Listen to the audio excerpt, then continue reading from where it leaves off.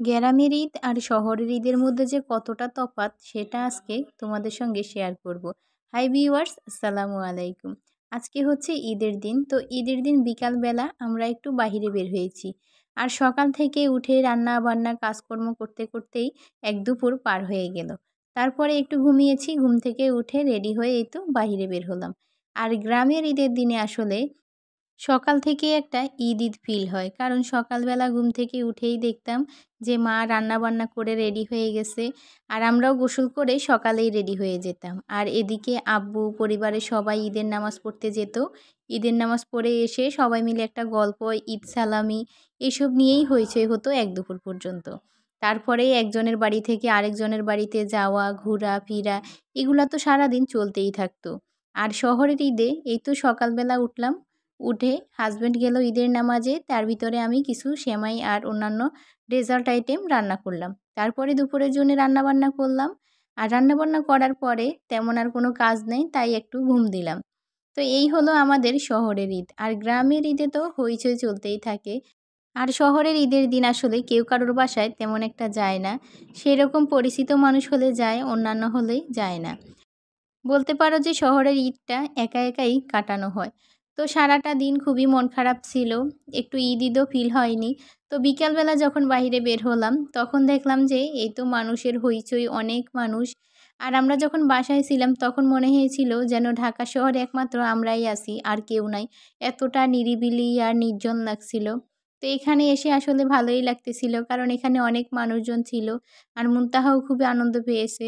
তো এই মেলাটা হচ্ছে আমাদের এদিকেই হচ্ছিল, তো রমজান মাস থেকেই হচ্ছিল।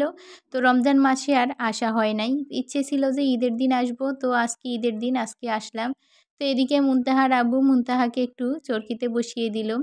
তো এইটার মধ্যে মুনতাহা আগেও উঠেছে, তো আজকে আবার বসিয়ে দিল। আসলে বাচ্চা মানুষ কি আর করবে, ওকে নিয়েই তো আমাদের সব কিছু। তো ওর জন্যই আসলে একটু মনে হচ্ছিল যে আজকে ঈদের দিন, তা না হলে একদমই মনে হতো না। তো এদিকে মেয়েকে চরকির মধ্যে বসিয়ে দিল ওর বাবা। আর এবারের ঈদে ইচ্ছে করে বাড়িতে যাওয়া হয়নি, যেহেতু মুনতাহার আব্বুর ছুটি মাত্র ৩ দিন। তো এই ৩ দিনের জন্যে বাচ্চা নিয়ে আসলে এত ভিড় ঠেলাঠেলি করে বাড়ি যাব চাঁদ রাত্রের দিন, আবার ঈদে ২ দিন পরে ঢাকায় আসব, এই জন্যেই আর কি বাড়িতে গেলাম না।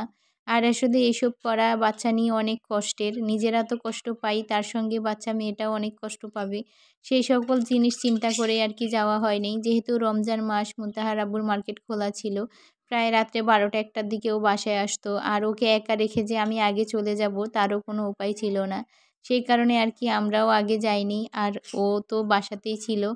তো আর কি ঢাকাতে ঈদটা করলাম। তো আমাদের ঈদের দিনটা এভাবেই কাটিয়ে দিলাম আমরা।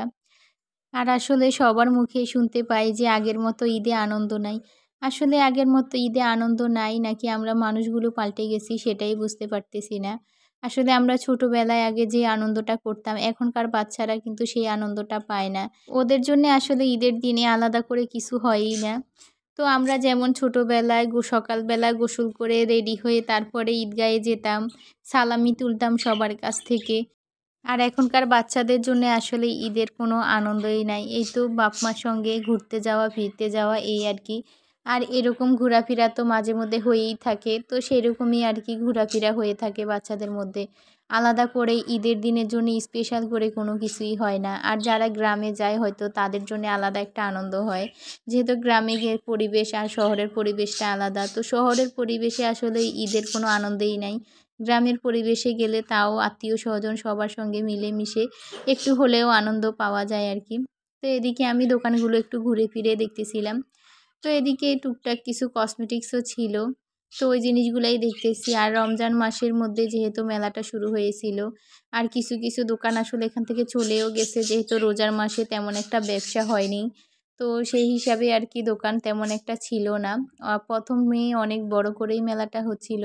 আমি ১ম একবার এসেছিলাম রমজানের আগে, তো তখন অনেক বড় করেই ছিল। এবার এসে দেখতেছি যে কিছু কিছু দোকান চলেও গেছে এখান থেকে। তো এদিকে আমরা চটপটি আর ফুচকা নিয়ে নিয়েছি।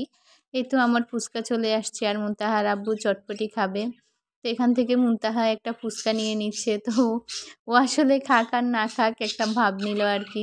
তো এই তো মুনতাহা ফুচকা খাচ্ছে। তো এখন আমিও ফুচকাটা খেয়ে নিব। তো চটপটিটা আসলে আমার অতটা পছন্দ না, ফুচকাটা একটু খেতে পারি, ফুচকাটা আমার ভালোই লাগে খেতে। তো এখন আমি খাবো ফুচকাটা। আর এদিকে মুনতাহা একটু ফুচকা খেয়ে ঝালে এত কান্নাকাটি শুরু করে দিছে যে কি আর বলবো। তো ওর আব্বু ওকে পানি খাইয়ে দিচ্ছে আর উনি তো ফুচকা খেয়ে ঝালে একদম হা হু শুরু করে দিয়েছে।